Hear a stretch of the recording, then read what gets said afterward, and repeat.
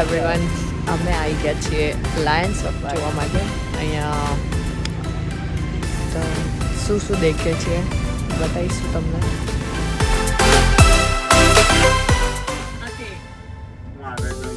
અત્યાર સુધી zebra crossing દેખ્યું તો આજે ઝીબ્રા બી દેખી લો બધા.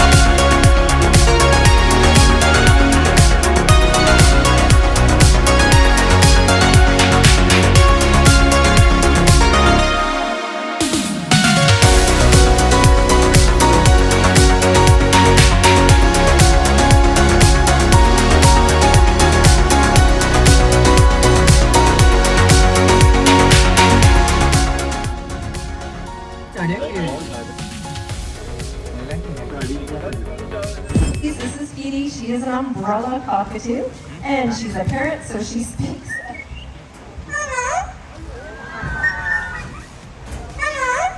That's right, sweet sugary voice, and they actually also hold the record as being one of the loudest members of the parrot family. Their call registers in at about 135 decibels, 15 decibels louder than your average rock concert. Now what I was about to tell you about is the beautiful feathers on the top of her head that she can lower and raise at will. It is typical of all cockatoos to have these feathers. They're known as their crest feathers. It's just another means of communication that they do possess to be able to communicate with one another. Hers are typically on display when she is excited. So usually it takes a round of applause to show those feathers off, but I think she's pretty excited today. What do you think? One more dance at least before you go, or now is not the time? Well, she's certainly done a great job showing off what makes her so unique in our collection. That is Speedy, our umbrella cockatoo. And you guys might know this bird as a peacock, and you guys would still be true. Now they are often called, the species is called the Indian peafowl, with the males being called peacocks, the females peahens, and the young pea-tits. We can tell Parker is a peacock due to that bright blue coloration to his head and neck, as well as his top. She actually hatched out right here on safari 10 years ago, and in fact so did her mother back in the 1990s. Now certainly one of the most fascinating aspects about being a bird is that lots have the ability to fly. Of course not all species can, but of the ones that do, we here at Parrot Paradise like to say that none are more beautiful to see in action than a macaw. Now to you and I, flying doesn't look a whole lot of fun, but for birds with some eagles or bats, they may be up in the skies to forage for food, locate a mate, seek shelter, or even to make that long migration between their summer and winter home. But I think we can all agree that Fifa is quite the stunner, so we figured the perfect way to include her in our presentation today would be to have her fly over the lucky heads of our audience members. So her personal trainer is going to give her the go-ahead to fly on over to her target today, which is that back corner. But I think she's going to need a little bit of a countdown from all of us, so why don't we take a big countdown from 3, shout takeoff at the end, all together. All right, on my count.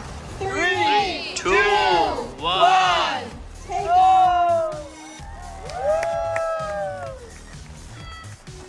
Watch as she uses that tail, standing up. Team are going to be pre-flying some of our predatory birds up close and personal to you today. We're going to be educating you on why they are so important in their ecosystem and simulating some of their natural hunting behaviors. Now for our first guest, you may think we are taking inspiration out of Jurassic Park. However, birds are actually the last living dinosaurs. So coming up first is Albert, our marabou stork. Now these birds have a wingspan of up to 10.5 feet. You can see them coming out over there, which is absolutely incredible. They are tied for one of the longest wingspans in the world. Now, these birds have incredible beak-to-eye coordination. They're able to grab prey right out of the air. Now, when he comes on a little closer, you'll see he has some very attractive features. He has that beautiful balding head, that nice big double chin, and those gorgeous white, pasty white legs. Now, as much as these features may be quite attractive, they're actually very practical for his survival. Over here is a scavenger, and up next is Rosa, our Harris hawk. He's coming up right behind you there. They have an incredible tail. They hunt both aerial and ground prey. If you get a close look at her, you can see she has those gorgeous yellow legs, and those are actually covered in very thick scales. These birds, when they are hunting that ground prey, they have a chance of being bit, but they have those thick scales so that the fangs can't get through them. Now they tend to hunt things that may be venomous, so like snakes and spiders, so they have those thick legs and they don't have to worry about being poisoned. Now, as much as she hunts ground prey, she also hunts aerial prey. She's able to grab prey right out of the sky, just like she's showing us there. They have this amazing tail that is. So a raptor is any bird of prey with a hooked beak, sharp talons, strong feet, and great eyesight.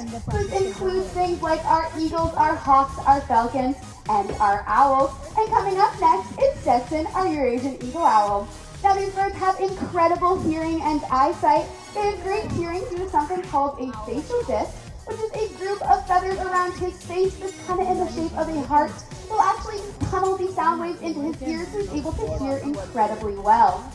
Now they also have amazing eyesight, and that is because 75% of their skull is made up of their eyes. Place it.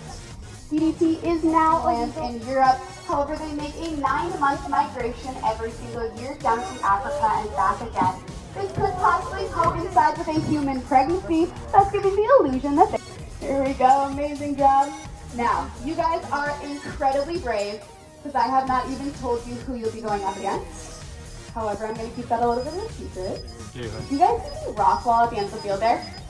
So when I say go, I need you all to run as fast as you possibly can and wait for more instructions down there. Are you ready? On your mark, get set, and we're going. Go! There we go. Everyone is... So that is the finish line. So the first group to tap that. On your mark, get set, go! Here we go. Looks like our volunteers are taking a lead. Our vultures are close behind. Oh, definitely looks like our volunteers are winning this one. Amazing job, guys. Round of applause for our volunteers. They did incredible. Not at all. I can even touch a lot of them. Yeah. They're not going to come out really. They get stuck because... What is he eating? That's really cool. Python? Yeah, ball python. They can get a really good grip. Now we're going to see if Kenai here is able to grab his lure. Here he comes. Let's see if he's able to grab it. And he's got it. So they would do that very similar in the wild with grabbing that fish. But in some cases, that fish is actually going to be too heavy. And what these birds have learned how to do is swim. So we'll take those nice long big wings of theirs and use them like a paddle and swim all the way back to shore. Now they do get their name because of that iconic white head. However, they actually don't look like this until they're 8 years old. Up until then, they're actually completely brown and look very similar to our golden eagles. As they start to mature and age, they will mold out those juvenile feathers and get the nice white ones. Unfortunately, these birds don't have a great history, though.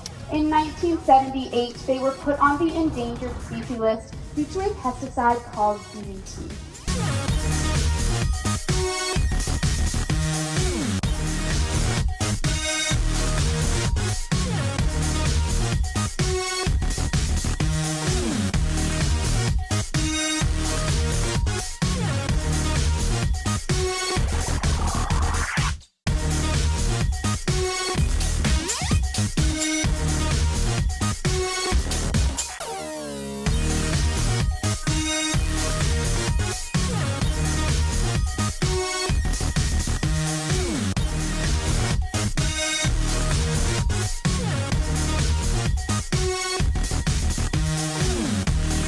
બાપાનું સ્વામિનારાયણ.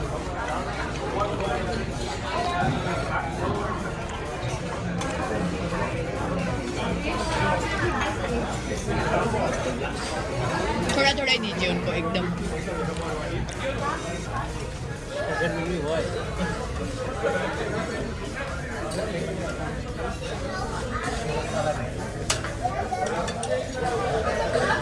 બહુ ઓછું હશે.